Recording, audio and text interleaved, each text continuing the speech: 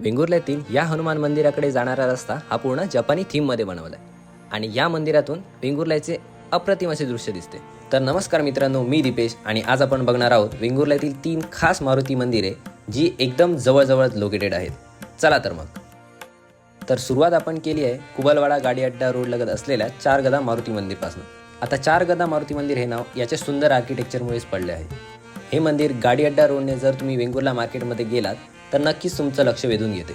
मंदिराच्या आर्किटेक्चर सोबतच काही क्रिएटिव्ह गोष्टी पण मंदिराच्या सुंदरतेस अजून भर देतात, जसे की वानरसेना थीम लॅम्प आणि या मंदिराच्या आतून पण एक पंचमुखी हनुमानाची कार्विंग केलेली आहे.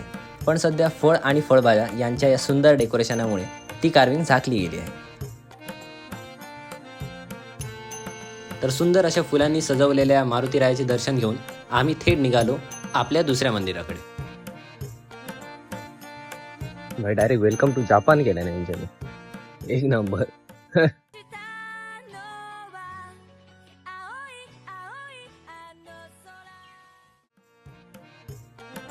अबे काहीतरीच क्रेझी आहे. इकडे तर एक फाउंटन बनवता. इकडं पूर्ण वेंगुर्ला दिसतं मागचं.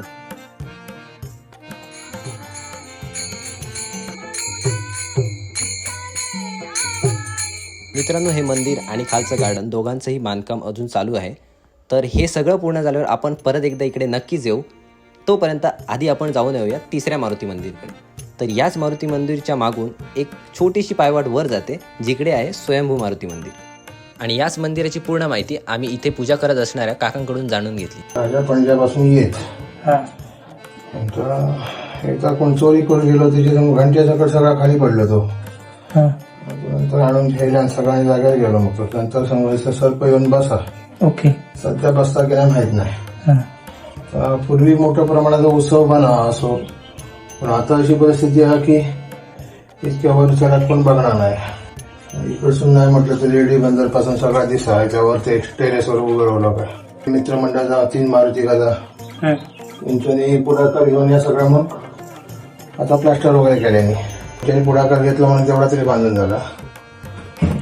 असा स्वयंभू सकाळची पहिली किरण ह्याच्यावर पडतो. इकडच्या हनुमंताची काय खासियत आहे? हनुमंताची खासियत एकच, आजपर्यंत बोललेला शब्द खयचो फेल नाही.